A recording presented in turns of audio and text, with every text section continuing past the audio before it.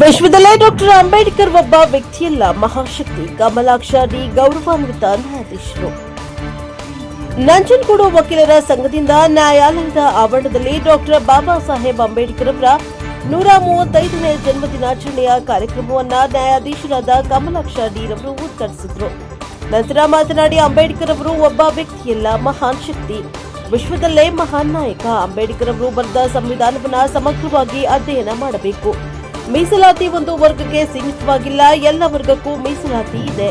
ಶಿಕ್ಷಣದ ಮೂಲಕ ಎಲ್ಲಾ ಸಮಸ್ಯೆಗಳನ್ನ ಬಗೆಹರಿಸಬಹುದು. ಅಂಬೇಡ್ಕರ್ ಅವರಿಗೆ ನಾವು ಗೌರವ ಸಲ್ಲಿಸಬೇಕಾದ್ರೆ ಅವರ ತತ್ವ, ಸಿದ್ಧಾಂತ, ಚಿಂತನೆಗಳನ್ನ ಸಂಪೂರ್ಣವಾಗಿ ನಮ್ಮ ಜೀವನದಲ್ಲಿ ಅಳವಡಿಸಿಕೊಂಡು ಪಾಲಿಸಿದರೆ ನಾವು ಸಲ್ಲಿಸುವಂತಹ ಗೌರವವಾಗಿದೆ.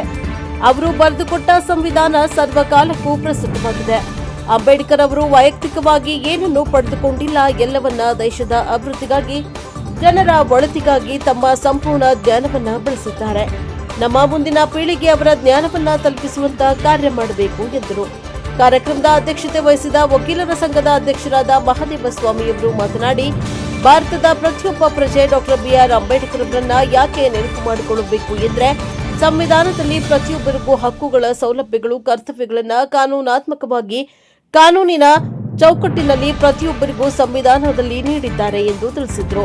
ನೂತನವಾಗಿ ನ್ಯಾಯಾಧೀಶರಾಗಿ ಆಯ್ಕೆಗೊಂಡ ಮಹದೇವ ಸ್ವಾಮಿ, ರಮ್ಯಾ ನ್ಯಾಯಾಧೀಶರಿಗೆ ಹಾಗೂ ಎಸ್ಎಸ್ಎಲ್ಸಿ ಪರೀಕ್ಷೆಯಲ್ಲಿ ತೇರ್ಗಡೆಯಾದ ವಕೀಲರ ಮಕ್ಕಳಿಗೆ ಸನ್ಮಾನಿಸಲಾಯಿತು.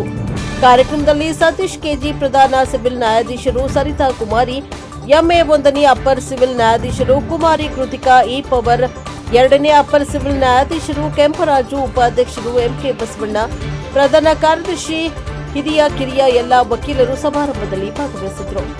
ಬ್ಯೂರೋ ರಿಪೋರ್ಟ್ ಜಯಶಂಕರ್, ಎನ್ಕೆಎಸ್ ಟಿವಿ4 ನಂಜನಗೂಡು. ಅಧ್ಯಕ್ಷೀಯ ಭಾಷಣ ಅಂತಂದ್ಮೇಲೆ ಎಲ್ಲರೂ ಸಾಮಾನ್ಯ ಕೊನೆಯಲ್ಲಿ ಅನ್ನೋದಿರುತ್ತೆ. ಸಾಕಷ್ಟು ವೇದಿಕೆ ಮೇಲೆ ಇರ್ತಕ್ಕಂಥ ಗಣ್ಯಾತಿ ಗಣ್ಯರುಗಳು ಸಾಕಷ್ಟು ವಿಚಾರಗಳನ್ನ ಹೇಳಿದ್ದಾರೆ. ಆದರೂ ನನಗೆ ಸಿಕ್ಕಿರ್ತಕ್ಕಂಥ ಒಂದು ಅವಕಾಶದಲ್ಲಿ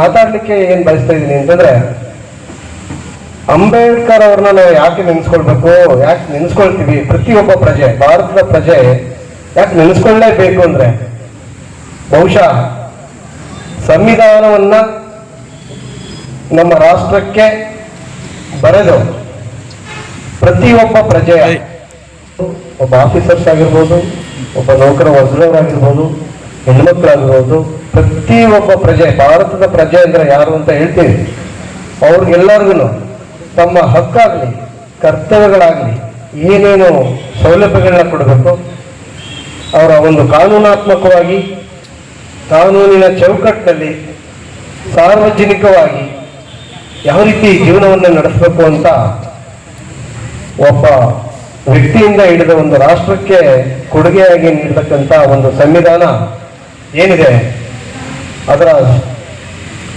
ಆ ಒಂದು ಸಂವಿಧಾನದ ಕರಡನ್ನ ರಚಿಸಿ ಸಮಿತಿ ಅಧ್ಯಕ್ಷರಾಗಿ ಒಂದು ಸಂವಿಧಾನವನ್ನ ಕೊಡುಗೆಯಾಗಿ ನೀಡತಕ್ಕಂಥ ವ್ಯಕ್ತಿ. ಆದ್ರಿಂದ ಪ್ರತಿಯೊಬ್ಬ ಪ್ರಜೆನು, ಭಾರತೀಯನು ಸಹ ಅಂಬೇಡ್ಕರ್ ಅವರ ಹೆಸರನ್ನ, ಅವ್ರನ್ನ ಜನ್ಮದಿನದ ಆಚರಣೆಯ ದಿನವನ್ನ ಪ್ರತಿ ಮತ್ತೆ ಹೆಜ್ಜೆ ಹಿಡ್ತಾ ಇದ್ರು ಕೂಡ ನೆನೆಸ್ಕೊಳ್ಬೇಕಾದಂತ ಸಂದರ್ಭ. ಈ ಒಂದು ಸಂದರ್ಭದಲ್ಲಿ ನಾನಾದ್ರೂ ಏನು ಹೇಳಲಿಕ್ಕೆ ಇಷ್ಟಪಡ್ತೀನಿ ಅಂತಂದ್ರೆ, ನಮ್ಮ ಒಂದು ರಾಷ್ಟ್ರಕ್ಕೆ ಸಂವಿಧಾನ ಎಷ್ಟು ಅವಶ್ಯಕವಾಗಿತ್ತು. ಅಕಸ್ಮಾತ್ ಸಂವಿಧಾನ ಇದ್ದೇ ಇದ್ರೆ ನಾವು ಯಾವ ದಿಕ್ಕಿನಲ್ಲಿ ಹೋಗ್ತಾ ಇದ್ವಿ, ನಮ್ಮ ದಿನನಿತ್ಯದ ಕರ್ತವ್ಯಗಳು, ದಿನನಿತ್ಯದ ಹಕ್ಕುಗಳನ್ನ ನಾವು ಹೇಗೆ ಪಡ್ಕೊಳ್ತಿದ್ವಿ, ಯಾರು ಊಹಿಸ್ಲಿಕ್ಕೆ ಸಾಧ್ಯ ಇಲ್ಲ. ಯಾಕಂದ್ರೆ ಒಂದು ಪ್ರಜಾಪ್ರಭುತ್ವ ಅಂತೇಳಿ ಇದ್ದಂತ ಸಂದರ್ಭ, ಹಿಂದೆ ರಾಜಕಾರಣದಲ್ಲಿ ಯಾವ ರೀತಿ ಒಂದು ರಾಜಮನೆತನದ ಹೊರತನದಲ್ಲಿ ಒಬ್ಬ ವ್ಯಕ್ತಿ ಜೀವನ ನಡೀತಿತ್ತು, ಅದನ್ನೆಲ್ಲ ಹೋಗಿಸಿ ಪ್ರಜಾಪ್ರಭುತ್ವ ಬಂತು ಅಂದ್ರೆ, ಪ್ರಜಾಪ್ರಭುತ್ವಕ್ಕೆ ಒಂದು ಸಂವಿಧಾನ ಅನ್ನೋದು ಎಷ್ಟು ಬಹಳ ಮುಖ್ಯ ಅನ್ನೋದು ವಿದ್ಯಾವಂತರಾದಂತ ಎಲ್ಲರಿಗೂ ನಿಮಗೆ ಗೊತ್ತಿರ್ತಕ್ಕಂಥ ವಿಚಾರ. ಇಡೀ ದೇಶದ ಜನ ಒಂದು ಪದ್ಧತಿಯನ್ನ, ಒಂದು ಹಕ್ಕನ್ನ, ಒಂದು ಕರ್ತವ್ಯನ್ನ, ಆ ಚೌಕಟ್ಟಿನ ಕಾನೂನಿನ ಚೌಕಟ್ಟ ಭಾರತದ ಸಂವಿಧಾನದ ಶಿಲ್ಪಿ ಡಾಕ್ಟರ್ ಅಂಬೇಡ್ಕರ್ ಅವರ 130ನೇ ಜನ್ಮದಿನಾಚರಣೆ ಮಾಡಲಿಕ್ಕೆ ನಾವು ಸೇರಿದ್ದೇವೆ. ಗೌರವಿತ ಅಂಬೇಡ್ಕರ್ ಅವರು ಕೇವಲ ಒಬ್ಬ ವ್ಯಕ್ತಿ ಅಲ್ಲ, ಅವರು ಸಮಾನತೆ, ನ್ಯಾಯ ಮತ್ತು ಸ್ವಾತಂತ್ರ್ಯದ ಪ್ರತೀಕ. ಅವರ ಜೀವನವೇ ನಮಗೆ ಒಂದು ಅದರಲ್ಲಿ ಬರೀ ನಮಗೆ ದಲಿತರಿಗೆ ಇರ್ಬೋದು ಅಥವಾ ಒಂದು ಹಿಂದುಳಿದ ವರ್ಗದವರಿಗೆ ಮಾತ್ರ ಒಂದು ಯಾವುದು ಮೀಸಲಾತಿ ಕೊಟ್ಟಿದ್ದಾರೆ ಅಂತ ಹೇಳಿ ಆ ರೀತಿ ಯಾರೊಬ್ಬ ವ್ಯಕ್ತಿ ಹೇಳಿದ್ರೆ ಅವನಂತ ದೊಡ್ಡ ಮೂರ್ಖ ಏನಕ್ಕಿಲ್ಲ. ಏನಕ್ಕೆಂದ್ರೆ ತುಂಬಾ ಸೈಟೇಷನ್ಗಳು ಉಂಟು, ಯಾರಿಗೆ ಕೊಡ್ಬೋದು, ಹೇಗೆ ಕೊಡ್ಬೋದು ಅಂತೇಳಿ.